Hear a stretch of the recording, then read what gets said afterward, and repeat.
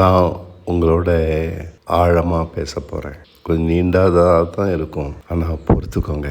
இயேசு கிறிஸ்து சொல்கிறாரு, என் சித்தத்தின்படி அல்ல, உம்முடைய சித்தத்தின்படி கடவுது. இதுதாங்க வழி. இந்த வழி தெரியாமல் தான் பலர் தேவனுக்காக வைராக்கியமாக வாழ்ந்தும் நாசமாயிட்டாங்க, வீணாக போயிட்டாங்க. எழுந்து பிரகாசித்தவங்க பொல்லாத முடிவை அடைஞ்சாங்க. என் சித்தத்தின்படி அல்ல, உங்களுடைய சித்தத்தின்படி கடவுதுன்னு தாவீது மட்டும் சொல்ல தெரிஞ்சிருந்தாக்கா அவன் பாவம் செய்திருக்க மாட்டான். என் சித்தத்தின்படி இல்லை, உங்களுடைய சித்தத்தின்படி கடவுது. இதை சிம்சன் சொல்ல தெரிஞ்சிருந்தாக்கா அவன் இச்சையினால் ஆளப்பட்டிருக்க மாட்டான். காயின் தேவனை ஆராதித்தான், அவனுக்கு கோபம் வந்தது. என் சித்தத்தின்படி அல்ல, உங்களுடைய சித்தத்தின்படி கடவுது அப்படின்னு சொல்லியிருந்தான்னா ஆவேல கொண்டு இருக்க மாட்டான். நீதிமான் நோவா தன் சித்தத்தின்படி இல்லை, நம்முடைய சித்தத்தின்படி கடவுதுன்னு பல வருஷம் தேவனுக்கு முன்னாடி நடந்து அவர் சித்தத்தை எல்லாம் செய்து முடித்தான். முழு மனுஷ குலமும் இந்த பூமியில் நாசமாக்கப்பட்டது. அவனும் அவன் குடும்பமும் மட்டும் காப்பாற்றப்பட்டாங்க. அவன் அப்படி சொன்னதுனால, அப்படி நடந்ததுனால. அப்படி நடந்து பேழையை கட்டி தன்னையும் தன் குடும்பத்தையும் தேவன் சொன்னபடியெல்லாம் செய்து அந்த மிருக ஜீவன்களையும் காப்பாற்றினான். ஆதாமின் சந்ததி அல்ல, நாம் நீதிமானாகிய நோவாவின் சந்ததி. ஆனாலும் என்ன முடிஞ்சது? ஜலப்பிரளயம். அதோட அவனுடைய பக்தியும் முடிஞ்சு போச்சு. வெறி கொண்டான் தான் சித்தத்தினால. அதனால் உடனே பாவம் சாபம் தொடர்ந்துச்சு. அவனுடைய நிர்வாணத்தை பார்த்து சிரித்தான். அத்தனை பெரிய தேவனுடைய திட்டம் தவிடுபடியாச்சு. சாபம் பூமிக்குள்ளே மறுபடியும் வந்துடுச்சு. மாமிசம் செயல்பட ஆரம்பிச்சிருச்சு. மாமிசம் நம்முடைய சித்தம் தாங்க மாமிசம். தேவனுக்கும் நமக்கும் நடுவில் திரையாக இருக்குது. அது தேவனை காண்பிக்காதபடி அதுவே தேவனாக நமக்கு காணப்படுது. அதனால்தான் சிம்சோன், அதனால்தான் தாவீது, அதனால்தான் சாலமன், அதனால்தான் கீதியோன் நாசமானாங்க. அதனால்தான் காயின் நாசமானான், தேவனை ஆராதித்தான். அதனால்தான் எசேக்கியா ஆலயத்துக்கும் பலிகளுக்கு முக்கியத்துவம் கொடுத்துட்டு இருந்தவங்க வசனத்துக்கும் அவரோட கற்பனைகளுக்கும் முக்கியத்துவம் கொடுக்கணும்னு சொல்லி 8 வயசுலேருந்தே தேவனுக்காக வாழ்ந்தவன். முழு இஸ்ரேல் ஜனங்களையும் தேவன் பக்கம் திருப்பினவன். நாசமாக இருந்தாங்க. ஆலயத்தில் சிலைகளை வச்சு வணங்கிட்டு இருந்தாங்க. அத்தனையும் இடித்து போட்டு அவங்களுக்கு நல்வழியை காமிச்சான். செனாசரிப்ன்ற பெரிய ராஜாவை ஏற்று நின்னான். ஜபத்தினாலேயே அவங்களை துரத்தி விட்டான். பூமியிலேயே பெரிய ராஜா அசிரிய ராஜா ஓடிப்போனான், செத்து போயிட்டான். இப்போ ஒன்றுமே செய்யலை, ரத்தமும் சிந்தலை, சண்டைடலை, ஜபம். இவ்வளோ பெரிய எசேக்கியா வித்தியாசமான ஒரு வாழ்க்கை வாழ்ந்தவன். அவனுக்கு நோய் வந்த உடனே தான் சுயசித்தம் செய்கிறான். ஏன்னா வாழணும்னு ஆசைப்படுறான். அந்த ஆசை அதான் மாம்சம், அதான் ஆராதிச்சான். பூமியில் யாரும் பெற்றுக்கொள்ள முடியாத பெரிய சாபத்தை பெற்றான். முடி சித்தப்படி கடவுள்னு விட்டுருந்தான்னாக்கி அந்த சாபம் வந்திருக்காது. அவனாலேயே இஸ்ரேல் தேசம் பாபிலோனுக்கு அடிமையாக விற்கப்படுது. அவன் பெருமையினால தேவன் சொல்கிறாரு, உன்னுடைய பெருமையினால இந்த தேசம் அடிமையாக போகும். பாபிலோன் இந்த ஆலயத்தின் பனிமூட்டுகளை ஆற்றும் கொள்ளைட்டு போவான்னு சொல்கிறாரு. எவ்வளோ பெரிய மனுஷன், எவ்வளோ பெரிய சாபத்தை சம்பாதிக்கிறான். தேவனை எவ்வளோ தூரம் நெருங்குறோமோ அவ்வளோ தூரம் பலமான சாபம் கிடைக்கிது. தாவீது தேவனை எவ்வளவோ ஆராதிச்சான். வாலிபன் தன் வழிகளை எதனால் சுத்தப்படுத்துவான்? நம்முடைய வார்த்தைகளை தன் இதயத்தில் காப்பாற்றுறதுனால தானேன்னு சொல்லி தன் வழிகளை சுத்தமாக காப்பாற்றிக்கிட்டான். தேவ வார்த்தைகளை கொண்டு கொஞ்சம் கவனப்பேச பெரிய ஆபத்தான பாவங்களை செய்கிறான்.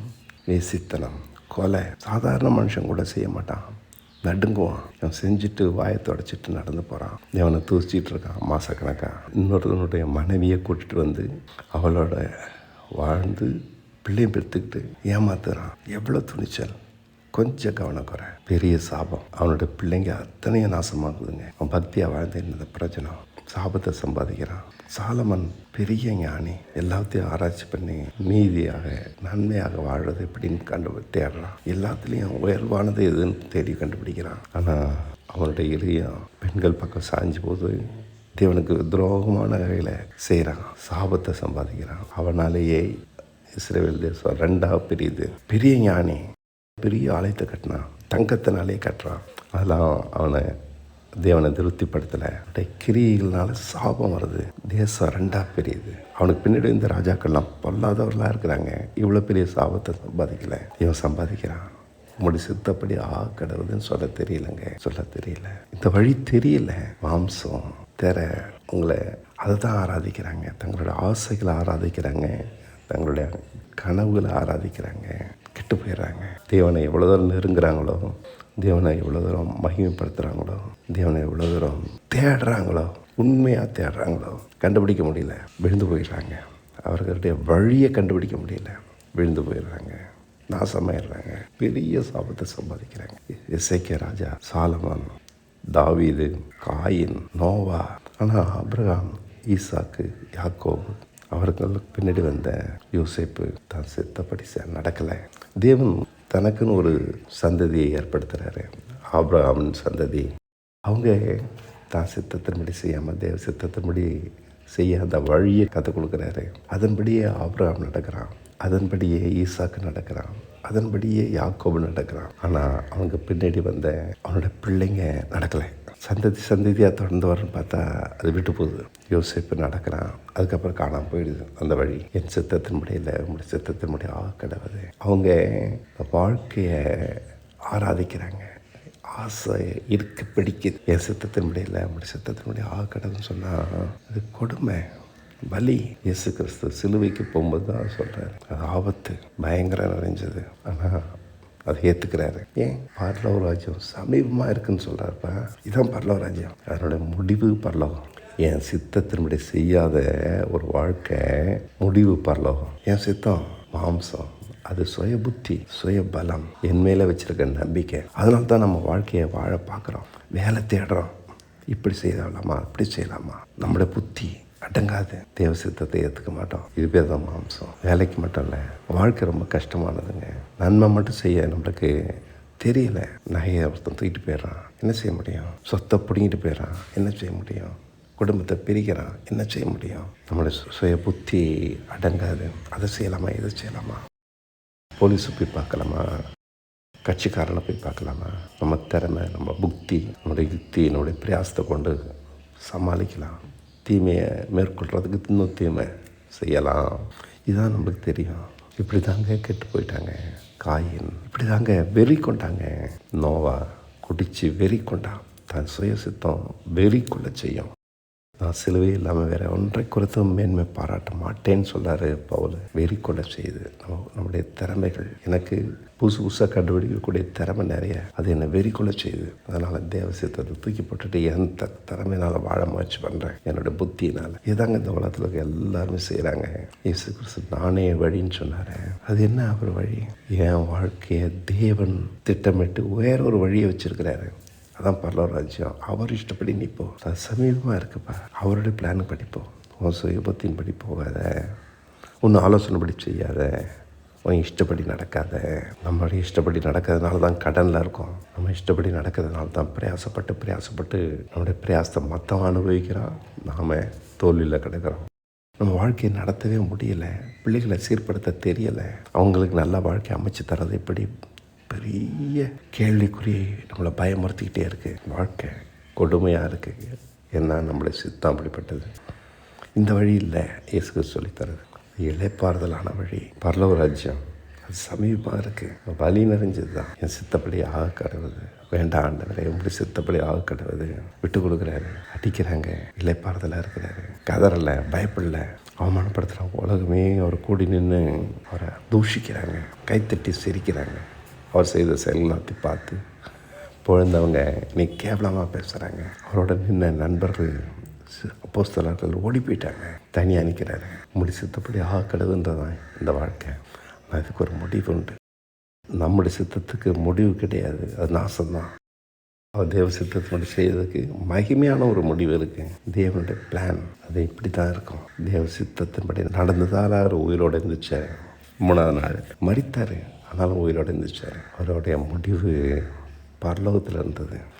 அவர் எந்த மனுஷனையும் சார்ந்துக்கலை, யாருடைய உதவியும் கேட்கல, எந்த பொலிட்டிஷியன்ஸுடையும் எனக்கு உதவுங்கன்னு கை நீட்டல. பிதாவே நம்முடைய சித்தப்படி கடவுது. கெத்செமனே தோட்டத்தில் இந்த ஒரு வார்த்தையை சொல்கிறதுக்கு அவர் உயிர் போச்சு.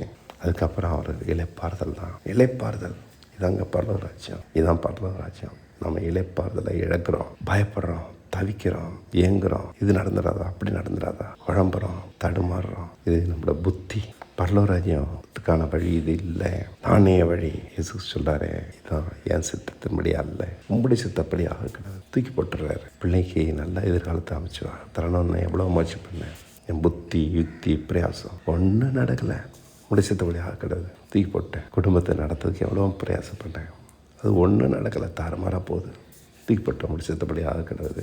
சொத்துக்களை சேர்க்க முடியலை, வகையில் சேர்க்க முடியலை, பிள்ளைக்கு கல்யாணம் பண்ண முடியலை.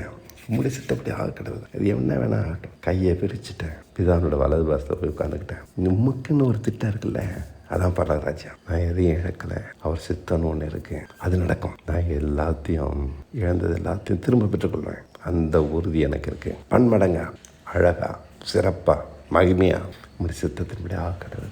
இதாங்க வழி, இதான் வழி. இது காயினுக்கு தெரியல, இது நோவாவுக்கு தெரியல, இது தாவீதுக்கு தெரியல. அவன் தெரிஞ்சிருந்தது, ஆனால் கொஞ்சம் விலகிட்டான். இது யோசேப்புக்கு தெரிஞ்சிருந்தது, ஆனால் அவனுடைய சந்ததிக்கு கற்றுக் கொடுக்க முடியல. ஆசீர்வதிச்சாங்க தன்னுடைய சந்ததியை, ஆனால் இந்த வழியை கற்றுத்தரல. ஆபிரகாமுக்கு தெரிஞ்சிருந்தது, ஈசாக்குக்கு தெரிஞ்சிருந்தது, யாக்கோபுக்கு தெரிஞ்சிருந்தது. அவன் சந்ததிங்களுக்கு தொடர்ந்து தெரிஞ்சிருந்துருக்கணும், விட்டுட்டாங்க. இப்போ இயேசு கிறிஸ்து நம்ம எல்லாருக்குமே பொது உலகம் முழுசும் எல்லோரும் அறிஞ்சு கொள்ளுங்கன்னு சொல்லி நானே வழின்னு அந்த வழியை நமக்கு முன்னாடி வச்சுருக்கிறாரு. நாம் நம்முடைய சித்தத்தை ஆராதிக்கக்கூடாது. அது இச்சை நிறைந்தது, அது நம்மளை அழகாக இறுக்கி பிடிக்கும், அது தேவனாகவே நிற்கும். இஸ்ரேல் ஜனங்க மோசே மலை மேலே போயிட்டான்னு சொல்லிட்டு தன்னுடைய கையில் இருக்க சொத்துக்கள் ஆற்றியும் ஒன்றா கொண்டாந்து போட்டு பால்னு ஒரு சிலையை எழுப்புறாங்க. அவங்க கையில் தங்கம் இருக்குப்போம். அவங்க அழிச்சிட்டு வந்த எகிப்தியர்கிட்ட இருக்க தங்கத்தெல்லாம் பிடிங்கிட்டு வந்துட்டாங்க.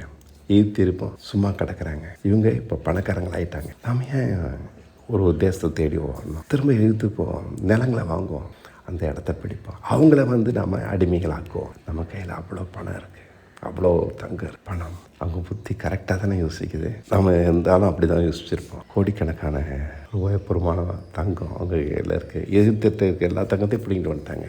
அவங்க இன்றைக்கி வெறுங்கையோடு நிற்கிறாங்க. அடிமைகளாக இருந்த இவங்க பணக்காரங்களாக நிற்கிறாங்க. நாம என் வாக்குத்தத்த தேசத்தை தேடி ஓடுறோம், பணத்தை ஆராதிக்கிறோம், நம்ம சித்தத்தை ஆராதிக்கிறோம். அது அவ்வளோ ஆசையானது, அவ்வளோ நியாயமானது, அவ்வளோ தூரம் உருக்கமானது. அதனால் கெட்டு போயிட்டான். தேவன் அவங்கள ஏற்றுக்கிட்டாரா? இல்லை, புறக்கணிச்சார். நம்முடைய சித்தம் அழகானது, விரும்பத்தக்கது, அது நம்மளை விடாது. ஆனால் மாம்சமாகிய திரையை கிழித்து தான் இயேசு கிறிஸ்து பரலோகத்துக்குள்ளே போனார்.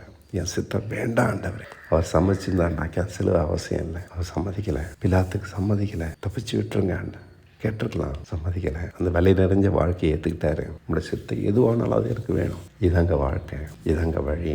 நாம் வாழ்க்கையை வாழ தெரியாமல் தவிக்கிறோம். அந்த வாழ்க்கையை தேவன் சொல்லித்தரதுக்கு தான் இவ்வளோ பாடங்களை வச்சுருக்கிறாரு. அங்கே தாவீது இருக்கான், பக்தியான மனுஷன். காயின் இருக்கான், தேவனுக்கு பலி செலுத்தின மனுஷன். ஆதாம் துரத்தி விடப்பட்டான்னு சொல்லி இந்த தேவனை அவன் துரத்தி விடலை, போய் பலி செலுத்துகிறான். ஆனாலும் முடியல. அவனுடைய சித்தம் அவனை ஆட்டி வைக்கிது. நோவா நீதிமான், ஆனாலும் முடியல. அவனுடைய சித்தம் அவனை வெறிக்கொள்ள செய்யுது. நமக்குள்ளே நிறைய வெறித்தனம் இருக்குது. நமக்குன்னு பிடித்த காரியங்கள் நிறைய வச்சுருக்கோம், அதில் வெறி கொண்டு இருக்கோம். அதை செய்கிறதுல நமக்கு சந்தோஷம். சிலுவை இல்லாமல் வேறு எதை குறித்து நம்ம மென்மையை பாராட்ட மாட்டேன்னு சொல்கிறாரு பவுல். ஏன்? அதுதான் மாம்சத்தை அழிக்கும், அதுதான் நம்மளை வெறிக்கொள்ள செய்யாது, அதுதான் நம்மளை பரிசுத்தப்படுத்தும், அதுதான் தேவனுக்கு முன்னாடி நம்மளை நீதிமானாக்கும். அதுதான் நான் என்ன செய்தாலும் சத்தியம், நான் செய்யாதது எதுவுமே சத்தியம் இல்லைன்னு பவுல் பேச வைச்சது. பாவமே உன் கூரங்கன்னு அலட்சியம் பண்ணுறாரு, மரணமே உன் ஜெயமெங்கன்னு எட்டி உதைக்கிறாரு மரணத்தை. ஜெயமுள்ள ஒரு மனுஷன் இந்த வழியில் நடந்தான். இயேசு கிறிஸ்து வெறும் வாயால் பேசலை, அவரை மாறியே அவரை பின்பற்றினவங்க வாழ்ந்த வாழ்க்கை பவுல்கிட்ட பார்க்குறோம், யோவான்கிட்ட பார்க்குறோம். அவங்களும் இதே வாழ்க்கையை வாழ்ந்தாங்க.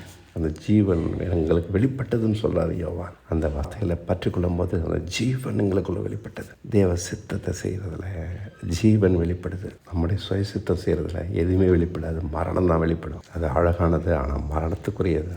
நாம் கற்றுக்க வேண்டியது தேவனுக்கு பிரியமுண்டாக அவருக்கு பாத்திரமாக நடக்கிற வழி. இந்த வழி பழைய ஏற்பாட்டில் யாருக்குமே கண்டுபிடிக்க முடியாத இந்த வழி இயேசு கிறிஸ்து கண்டுபிடிச்சு நமக்கு திறந்து வச்சிருக்கார், புதிய ஏற்பாடுன்னு சொல்லி. அதில் உள்ள பிரயோசிக்கிறது ரொம்ப கம்மி தாங்க.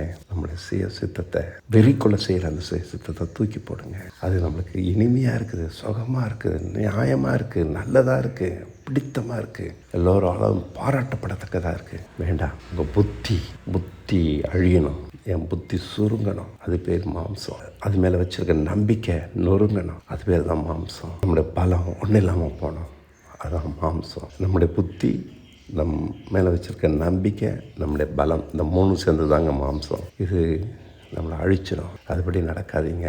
உங்கள் பிள்ளைங்களுக்கு அதை சொல்லித்தராதீங்க. நீ இப்படி செய்ய, அப்படி செய்ய, அப்படி போ, இப்படி போ. வேண்டாம். தேவ சித்தத்தின்படி ஆக கடவுள்னு உங்கள் பிள்ளைங்களுக்கு சொல்லிக் கொடுங்க. அது தாறுமாறாக போனாலும் முடிவு மகிமையாக இருக்கும். அதில் நம்பிக்கையே இல்லைனாலும் போகலாம். இயேசு கிறிஸ்துக்கு நம்பிக்கையே இல்லை, செத்து போனார். ஆனால் போனார், முடிவு அழகாக இருந்தது. இப்போ பரலோகத்தில் உட்காந்துருக்காரு. நம்பிக்கையே இல்லை தேவ சித்தம் செய்கிறதில்ல. நம்முடைய சித்தம் செய்கிறது நிறைய நம்பிக்கை இருக்குது. இப்படி செஞ்சால் அப்படி போயிடலாம். வேண்டாம். தேவ சித்தம் தான் வழி. நான் போகிற வழி தான், நான் கற்றுக்கிட்ட வழி தான். பழைய ஏற்பாடு முடிஞ்சு போச்சு, புதிய ஏற்பாடு அவருடைய வழி, நானே வழி. அது பரலோக ராஜ்யம், அது சமீபமாக இருக்குது. தேவனுடைய திட்டம் உங்களுக்குன்னு ஒரு வாழ்க்கை தேவன் திட்டம் பண்ணி வச்சுருக்காரு. அது வலி நிறைஞ்சது, கடினமானது, இயேசு கிறிஸ்து சிலுவை போல நம்பிக்கையற்றது. ஆனால் அதனோட முடிவு மகிமையானது. தேவ சித்தம் செய்கிறது தான் தேவனுக்கு கீழ்ப்படிதல். நம்ம சித்தம் செய்கிறது எல்லாமே தேவனுக்கு முன்னாடி நின்று கலகம் பண்ணுறது. இஸ்ரேல் ஜனங்க தான் செஞ்சாங்க. தன் கையில் இருக்க பொண்ணை பார்த்த உடனே கலகம் பண்ண ஆரம்பித்தாங்க, அதை ஆராதிச்சாங்க. அவங்க நம்பிக்கை பொன் மேலே, அவங்க புத்தியின் மேலே, அவங்க பலத்தின் மேலே. காசை பார்த்தோன்னே பலம் வருது, காசை பார்த்தோன்னே தைரியம் வருது. நான் இனிமேல் அடிமை இல்லை, எகிப்தியரை நான் அடிமைப்படுத்தி ஆள போகிறேன், ராஜாவாக உட்காந்துக்கலாம். துணிச்சலை தருது. நம்மளுடைய சித்தம் அப்படிப்பட்டது தான். ஆனால் சிறுமைப்பட்ட ஒரு வாழ்க்கை அது, சிலுவை வாழ்க்கை. உங்களுடைய சித்தத்தின்படி கடவுள் இதுதாங்க வழி. இந்த வழியில் போங்க, வெறி கொள்ளாதீங்க. உங்களுடைய சித்தத்தினால இந்த வழியில் நடந்தால் தான் கிறிஸ்துவ நம்ம பின்பற்றுறோம். இந்த வழியில் நடந்தால் தான் நித்திய ஜீவன். மற்ற நம்முடைய சித்தத்தின்படி செய்கிற எதுவுமே மரணத்தில் தான் போய் முடிக்கும். பொல்லாத பாவங்கள் கொஞ்சம் தவறிட்டான் தாவீது. செய்ததுன்னு கொலை, வேசித்தனம், குடும்பத்தை பிரிக்கிறான், கலைக்கிறான். அத்தனை செஞ்சுட்டு வாயை தொடச்சிட்டு ஒன்றுமே தெரியாத மாதிரி நடந்துக்கிறான். என்ன துணிச்சல்! ஆனால் தேவனை துதிக்கிறான். அவ்வளோ தூரம் ஆபத்து. நம்முடைய சித்தம் அவ்வளோ ஆபத்து. இச்சை சின்ன அளவு கூட நம்மகிட்ட வச்சுக்கூடாது. நம்முடைய சித்தம் அவ்வளோ தூரம் உள்ள நிறைஞ்சிடும். என் சித்தத்தின்படி வேணாம் ஆண்டவரே, வேணாம் ஆண்டவரே, வேணாம் ஆண்டவரே. இதுவே தான் சிலுவையை அனுதினம் சுமக்கிறேன். மறிச்சிட்டேன், சிலுவையில் மறிச்சிட்டேன். என் மரணத்தை நான் எப்போதும் ஒத்து பார்க்குறேன். அவரோட இணைஞ்சிருக்கிறது எப்போதும் பார்க்குறேன். அதான் எனக்கு பாதுகாப்பு. என்னுடைய எதிலும் இச்சை வெளிப்படக்கூடாது எந்த கோணத்துலையும். அது வெளிப்பட்டால் தாவீதை காட்டிலும் மோசமான ஒரு வாழ்க்கையில் என்ன கொண்டு வெளிப்பாட்டோம். அது வெளிப்பட்டால் எசேக்கியா ராஜா பெற்ற சாபத்தை காட்டிலும் பெரிய சாபத்தை என்ன கொண்டாடும். அது வெளிப்பட்டால் சாலமோன் பெற்ற சாபத்தை காட்டிலும் பெரிய சாபம். தேவன்கிட்ட ஞானத்தை பெறதை காட்டிலும் அதிக சாபத்தை பெற்றான். ஆபத்துங்க. தேவனோட பழகிறது சரியாக பழகாட்டினா ஆபத்து. நம்ம இச்சைக்கும் நம்ம மாம்சத்துக்கும் இடம் கொடுத்த ஆபத்து. நாசத்தை தேடி வரல, ஆசீர்வாதத்தை தேடி வந்திருக்கோம். அதனால் நம்மளை சித்தத்தை விட்டு கொடுத்து இழந்து நீதியாக வாழ கற்றுப்போம்.